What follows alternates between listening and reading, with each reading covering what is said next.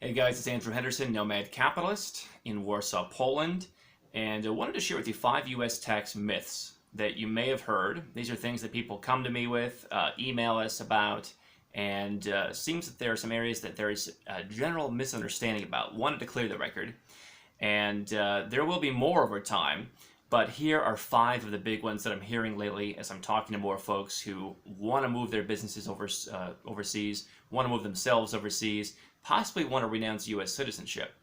Number 1 is that you have to renounce U.S. citizenship if you want to save on taxes. I've had a couple people come to me recently and say, I hear that all these people are renouncing their citizenship because they're tired of paying taxes. Well, not only do I think that that's untrue, I think there are some folks for whom they're not paying U.S. taxes, but they're renouncing because it's just a hassle to be a U.S. citizen. But you don't have to renounce your citizenship. You can remain a U.S. citizen, especially if you're an entrepreneur, if you're a business owner. The path to saving tax and potentially reducing your legal tax liability down to 0 is rather good. Now, where you might want to consider the option of other citizenships and possible renunciation is if you're an employee, if you do certain kind of one-man consulting, stuff like that. But for most people, you don't have to give up your citizenship. There are ways to use the tax laws in your favor.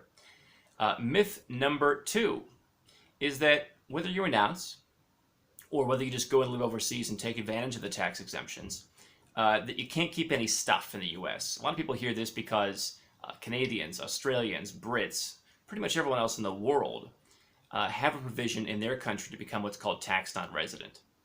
That's where they clear out their ties, they loosen their intent to be there, they spend a certain number of days, a small number of days in their home country, and therefore they can just go around the world. So for example, a French guy can give up his French residency, but keep his French citizenship and go live in Dubai tax-free.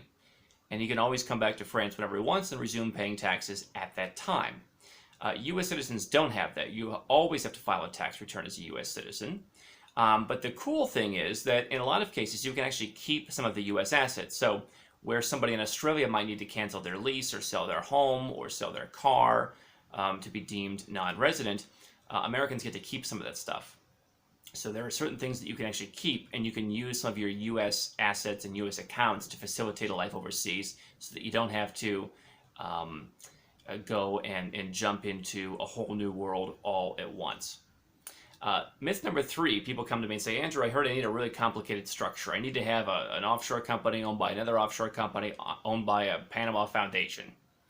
And obviously there are guys who promote this stuff and who sell this stuff who want to sell you a Panama foundation. And they don't really care if it works or not. The reality is that complicated structures generally are a bad idea, especially for U.S. citizens, because not only do they cost money to maintain at the local level, but they cost money to maintain and to report at the U.S. level. So the simpler your structure, the better. And there are some pretty simple and powerful structures that allow you to do business all around the world and potentially, again, pay 0 tax while having the best of both worlds. So complicated structures for U.S. citizens, generally a bad idea. Myth number 4 is once you understand you don't have to give up your citizenship, you can just live overseas, you can keep some of your U.S. stuff. People say, well, hold on, I need to live in one place, right? No. Now, I made a video recently called the Nomad Tax Trap, and where I said that it is good for most citizens to have some kind of base, a place they call home. And it's interesting how the higher and higher end guys that I'm helping out, I see that they do want to have some kind of home. So that's good. And having a home isn't a bad thing. Having a tax home overseas isn't a bad thing. But if you're a U.S. citizen, you don't necessarily have to live in one place.